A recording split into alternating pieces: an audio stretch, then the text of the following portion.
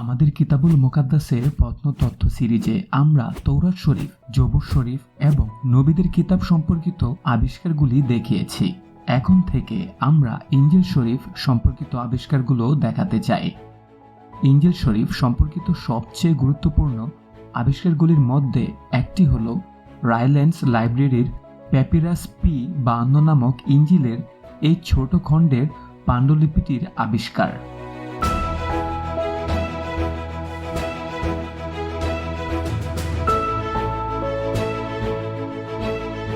1920 সালে একজন ইংরেজ বিজ্ঞানী বার্নার্ড গ্রানফেল মিশর থেকে পাপিরাসের একটি সংগ্রহ কিনেছিলেন এবং তার কিছু অংশ জন রাইল্যান্ডস লাইব্রেরিতে রেখেছিলেন।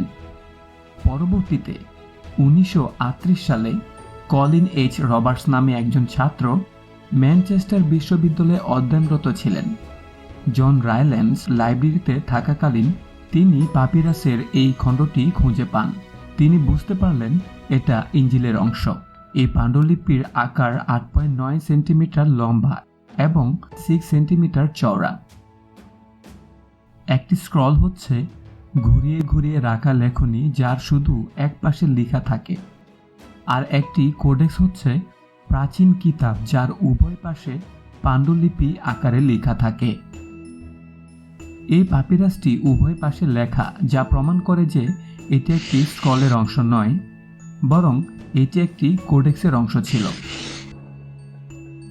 গবেষকদের মতে খ্রিস্টপূর্ব 90 সাল থেকে ঈসা মসীহের অনুসারীরা এই ধরনের কিতাব খুব বেশি ব্যবহার করতেন। এই পাণ্ডুলিপির লেখাটি গ্রিক ভাষায় লেখা।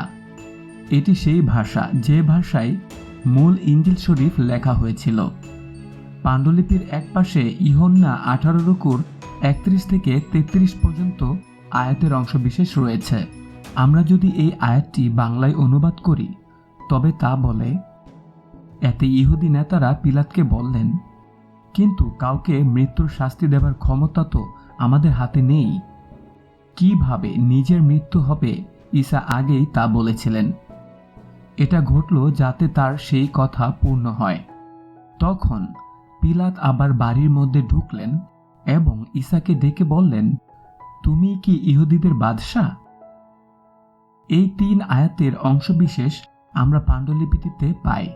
পাণ্ডুলিপির অন্যদিকে আমরা একই রুকুর 37 এবং 38 আয়াতের অংশগুলি পাই।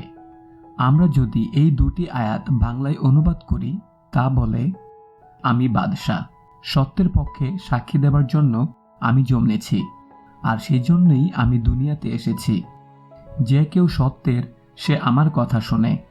পিলাত তাকে বললেন, সত্য কি?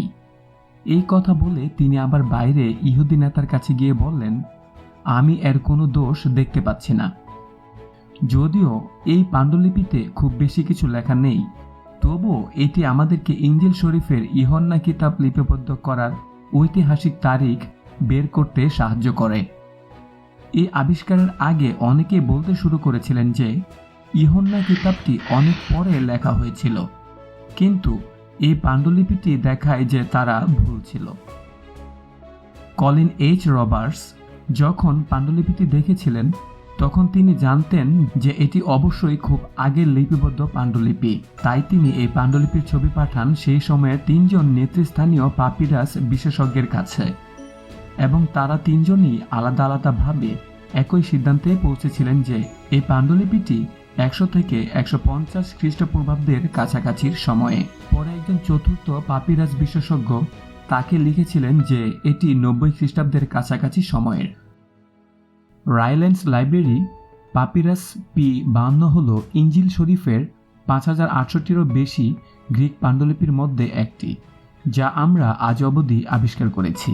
এর পাশাপাশি আমাদের কাছে লাতিন ভাষায় অনুদিত ইনজিলের আরও 10,000-এরও বেশি পাণ্ডুলিপি রয়েছে এবং আরও কয়েক হাজার অন্যান্য ভাষায় অনুদিত হয়েছে, এবং তারা প্রাচীন বিশ্বজুড়ে ছড়িয়েছিল। তাদের সকলকে অধ্যয়ন ও তুলনা করার পর বিশেষজ্ঞগণ এই সিদ্ধান্তে উপনীত হন যে ইতিহাসের সকল ইনজিল শরীফে একই বার্তা ছিল। আজকে আমাদের কাছে যা আছে তা একই বার্তা। যদিও আজকে অনেক বাংলাদেশি অভিযোগ করেন যে ঈসা মসীহের সময়ের ইনজিল শরীফ আর এখনকার ইনজিল শরীফ আলাদা। কিন্তু এই পাপিরাস পাণ্ডুলিপি প্রমাণ করে যে ইনজিল শরীফে ঈসা মসীহের সময়কার বার্তা ও এখনকার সময়ের বার্তা একই আছে। যদি আপনি ঈসা মসীহের জীবন ও শিক্ষা সম্পর্কে জানতে চান, তবে আপনি আজকের ইনজিল শরীফে বিশ্বাস রাখতে পারেন ও পাঠ করতে পারেন।